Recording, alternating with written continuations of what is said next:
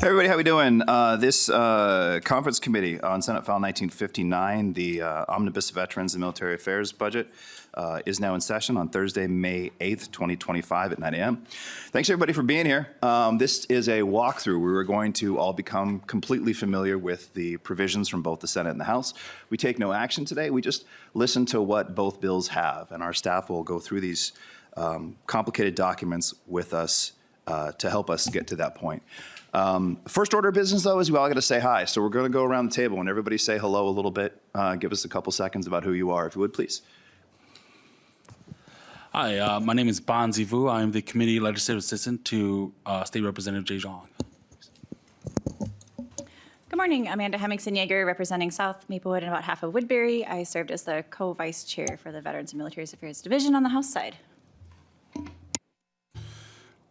I am Bedell Duran. I represent District 2A. I am a Marine Corps veteran and first time on the conference, so I'm looking to learn a lot here. So. Good morning, Mr. Chair. Jeff Diebel, House Research. Good morning. I'm Helen Roberts from the House Fiscal Staff. Good morning. John Hultquist, one of the two Veterans Committee CAs for the House. Good morning. Matt Bauman, DFL CA for House Vets. John J. Xiong, co-chair of the DFL Veteran Committee with Co-chair Bliss. Representative Matt Bliss, District 2B, co-chair of the House Veterans Affairs Committee, and I'm a Navy veteran. I'm Eric. I'm chair of the Senate Subcommittee on Veterans and Military Affairs. And I'm Nick. I'm the CA for the Senate Subcommittee on Military and Veteran Affairs. Good morning. Tom Watson, Senate Counsel. And Andrew Erickson, Senate Fiscal Analysis. We do have two chairs that are still empty, 2.5, I guess, and that's Senator Gustafson and Senator Anderson. When they get here, they'll just hop in and join in with what we're doing. Our CLA, Keely Spence, is not here because I'm supposed to be in two places right now. I'm actually supposed to be in a tax committee right now. So if I get up to leave, I promised Chair Bliss that I would get up and storm out in rage. Just for the sake of drama, because there isn't enough in St. Paul. But what actually is happening is I'm going to have to sneak out and vote a couple times during the course of the morning. For that, I apologize. Members, our first order of business is, and our only order of business is a walkthrough. So I'm going to turn it over to staff right now.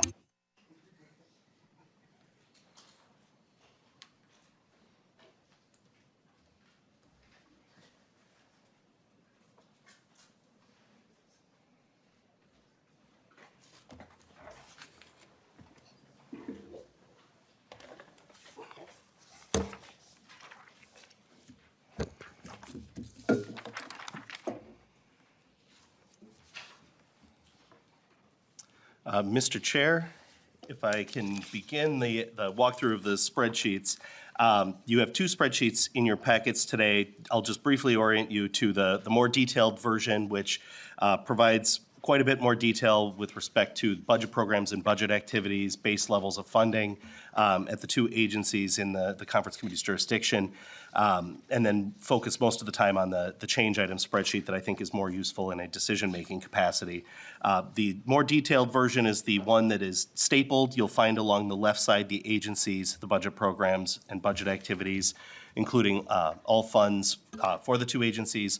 Along the top, you'll find two sets of columns for the 26-27 biennium and then for the tails biennium on the right side, with columns showing for the February base, for the governor's position, and then expanded year-by-year columns for the Senate and House positions, along with a difference column. Turning instead now to the change item spreadsheet, you'll see largely the same format, with the exception that the numbers that you see are only incremental change from the base. So I will just walk through the Senate position quickly and then turn it over to Ms. Roberts, who will walk through the House position. You'll see on line 6 an operating adjustment that is funded at the governor's suggested level for the Department of Military Affairs. That's $600,000 for the biennium. Going down to lines 14 and 15, you will see operating adjustments also at the governor's proposed levels for veterans, the Department of Veterans Affairs Programs and Services, and also for the veterans' homes. The former is funded at $1,189,000 for the biennium, and the homes at $39.17 million for the biennium. On line 19, you'll see a 60,000 annual increase, 120,000 for the biennium, for an increase in CVSO grants specifically for certain technical assistance coordinators. And then on line 28, you'll see a reduction of 60,000 in each year, a reduction of 120,000 for the biennium for a grant to the Veterans Resilience Project from base levels. Mr. Chair, members, again, I'm Helen Roberts from the House Fiscal Staff. For the House position, I do want to just state that the House targets were $5 million above the base for each biennium. For military affairs, the House also includes the $599,000 for the operating adjustment, so they're the same as the Senate. And then the one difference for the Department of Military Affairs, you'll see on line 11, is $2,000 per year. That's the estimated cost for a pension offset for National Guard ordered to state active duty, and that is an open general fund appropriation. Then moving to Veterans Affairs, you'll see on line 15, the House position includes $11.6 million for the operating adjustment for the veterans homes. Underneath that, you'll see $2.2 million for an increase in suicide prevention. This is in the Veterans Healthcare Program. There is a reduction of $10 million for the biennium for homelessness prevention programs in the services program. On line 18, an increase of $500,000 for the core or Lutheran Social Services Program. And then on line, right below that, on line 19, similar or same as the Senate position, the $60,000 per year increase for the CVSO grants. Then in addition, the House has a $500,000 for the Metro Meals on Wheels. And then the next 5 items underneath that are one-time grants of $1,000 each for Hometown Heroes, Camp Bliss, Veterans on the Lake, Veteran Mentorship for Black Youth, and then Fishing with Vets.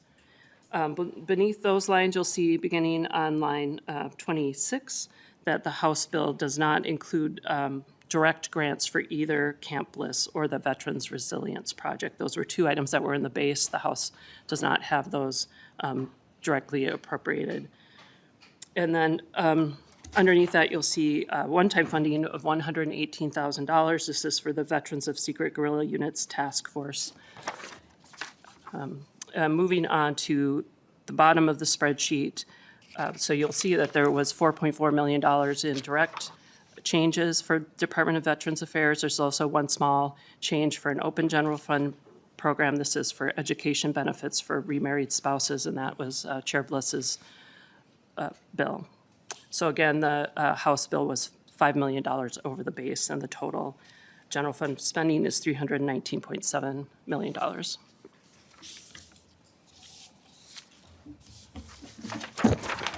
Mr. Chair, Jeff Diebel, House Research. I will walk through the policy article, number 2. We'll begin on R1.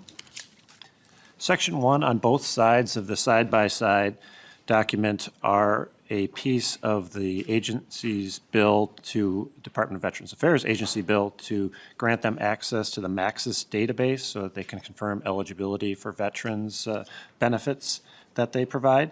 There are some minor differences between the House and Senate position, but nothing substantive.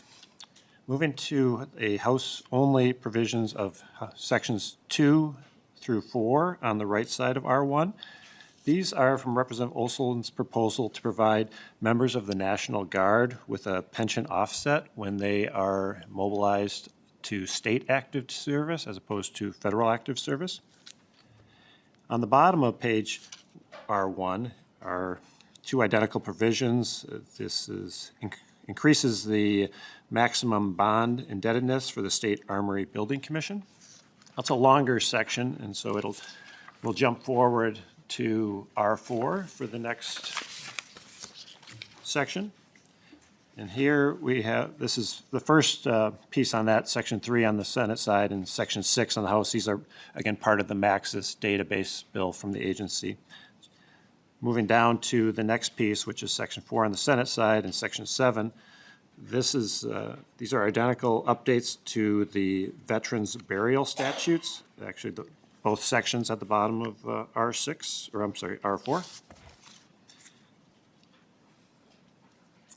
Moving forward to R5, this is where the Senate and House proposals on granting veterans status to those who served in the secret war in Laos are presented, and they are similar, but there are some differences that will need to be reconciled within the conference committee, but generally they do provide the same benefits. It's just how they're delivered, and there's a slight difference in the Senate on who would be automatically eligible for those benefits.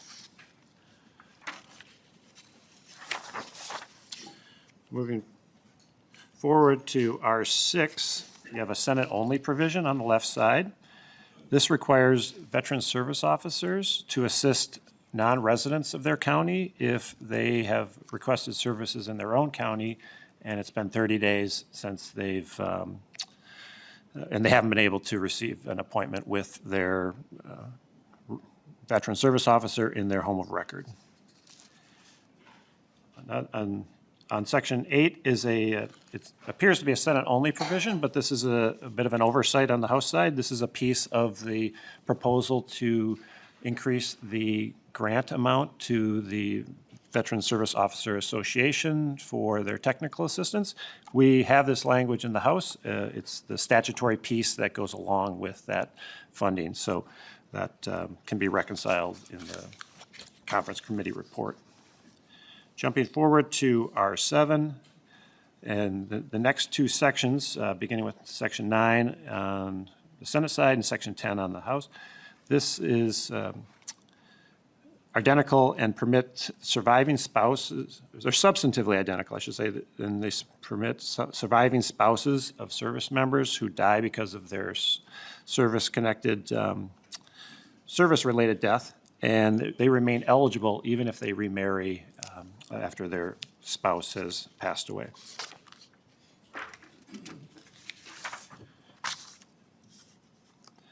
This jumps forward to page R9. At the bottom is a second piece of both the Senate and House proposal to grant veterans of the secret war in Laos status and veterans benefits. This is the advisory task force piece.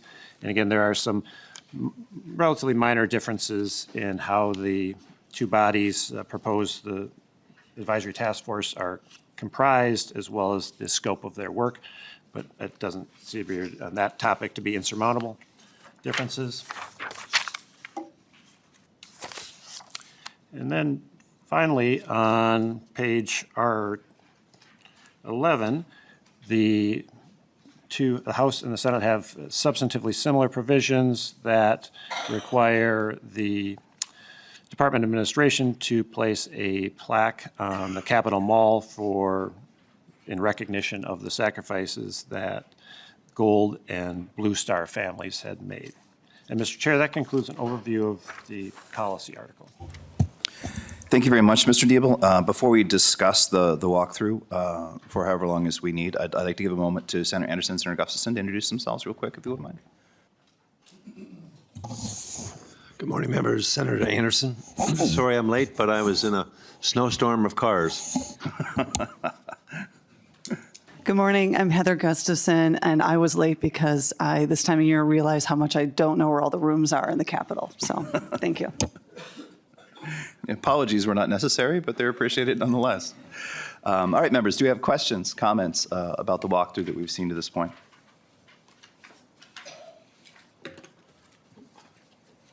Seeing none, members, you know that we are in a bit of a situation right now as the points of discussion or the issues that need to be resolved most between the two bodies all pivot on a budget target. Since we do not currently have a budget target, our intention now is to recess to the call of the chair because hope springs eternal. And on the odd chance that we do get a budget target in the next 10 minutes, we want to be able to come back and have some talking about it. So that's my intention, is that we'll recess now. And if by some tremendous pixie magic, we get a budget target, we'll come back today and talk a little bit more. But until then, the committee is in recess.